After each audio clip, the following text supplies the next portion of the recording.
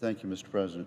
The distinguished senator from Iowa talks convincingly and persuasively about so many times when members are shut out of the process.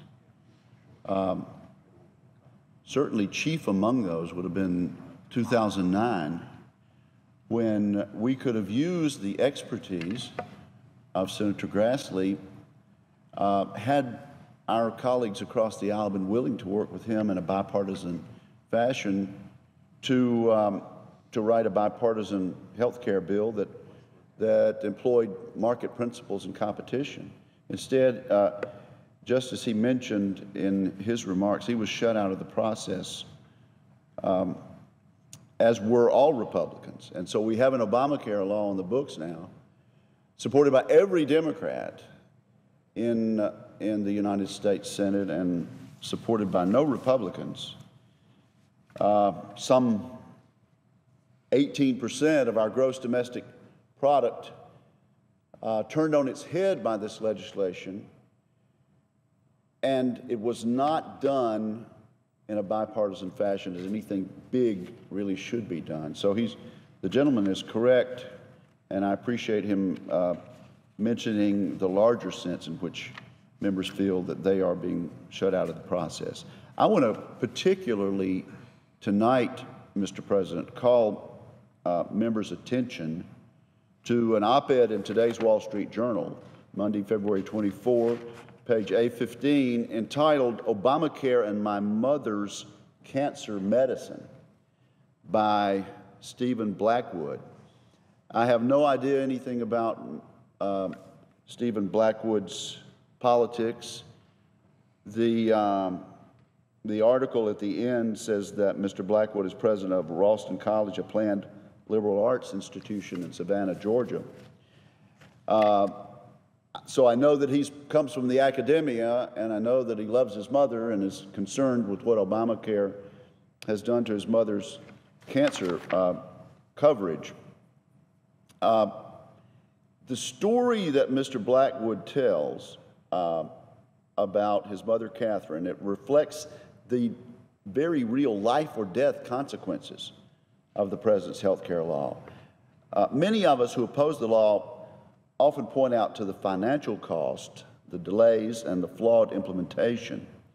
But the human aspect is much more tragic. In relaying his family's current situation in this op-ed in the Wall Street Journal today, Mr. Blackwood depicts the law's devastating effect on individual Americans. He begins by saying, "When my mother was diagnosed with carcinoid cancer in 2005, when she was 49, it came as a lightning shock, and I know it would to any family." He goes on to say later on, "Anyone who's been there knows that a cancer diagnosis is terrifying."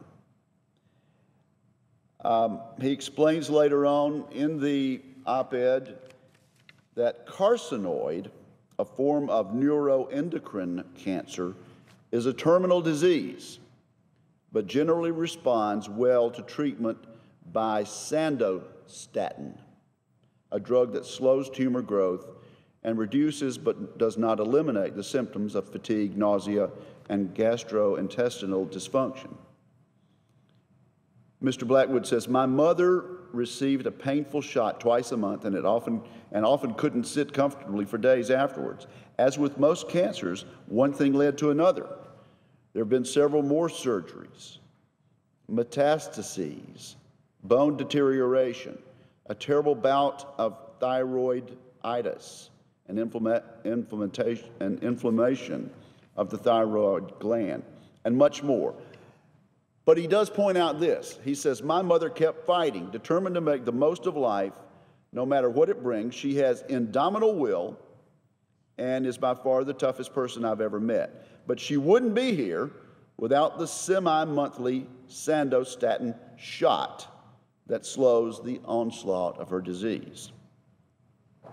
And then in November, says Mr. Blackwood, along with millions of other Americans, she lost her health insurance. She had had a Blue Cross Blue Shield plan for nearly 20 years. It was expensive, but given that it covered her very expensive treatment, it was a terrific plan.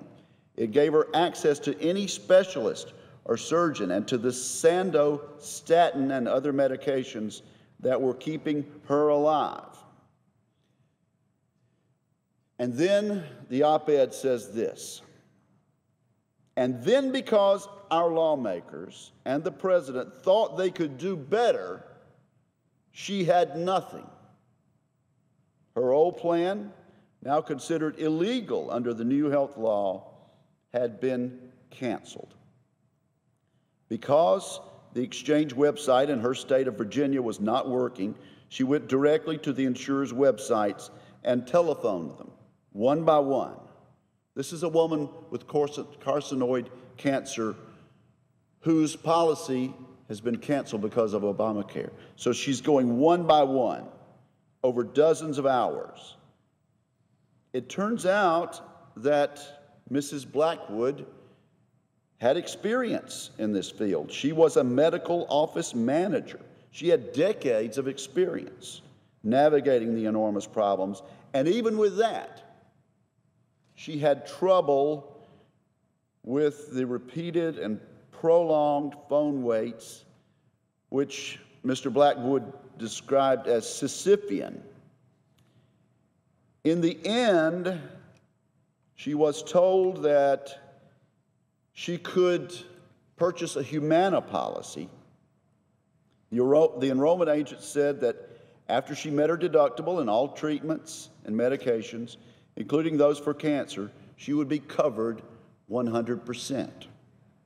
Because, however, the enrollment agents did not have access to the coverage formularies for the plans they were selling, they said the only way to find out in detail what was in the plan was to buy the plan. Does that sound familiar? It sounds like what this former Speaker of the House, Nancy Pelosi, famously told us in 2009. We have to hurry up and pass the bill so you can find out what's in it. In this case, Mrs. Blackwood needed to hurry up and buy the insurance plan, pay the premiums, so she could then find out whether she was covered.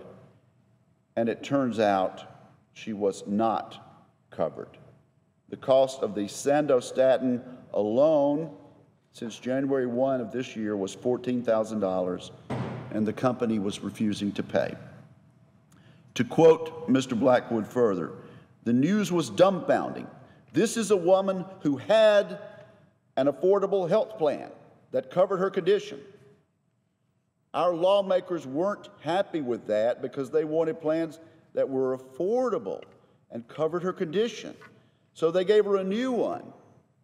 It doesn't cover her condition, and it's completely unaffordable. He goes on to say, though I'm no expert in Obamacare, over 10,000 pages, who could be? I understand that the intention, or at least the rhetorical justification of this legislation, was to provide coverage for those who didn't have it. But there is something deeply and incontestably perverse about a law that so distorts and undermines the free activity of individuals that they can no longer buy and sell the goods and services that keep them alive. Obamacare made my mother's old plan illegal, and it forced her to buy a new plan that would accelerate her disease and death. She awaits an appeal from her insurer. Will this injustice be remedied, Mr. Blackwood asks, for her or for millions of others? Or is my mother to die because she can no longer afford the treatment that keeps her alive? Every American, like every American, I want affordable health care, and I'm open to innovative solutions of all kinds, individual, corporate, for-profit, nonprofit, and public. It will take all of these and all of the intelligence, creativity, and self-discipline we have, as well as everything we can offer one another as families, neighbors, and friends and citizens. And it still won't be perfect, but it is precisely because health care for 300 million people is so complicated that it cannot be centrally managed. Mr. Blackwood concludes this, Mr. President. The Affordable Care Act is a brutal pro-Crustrian disaster.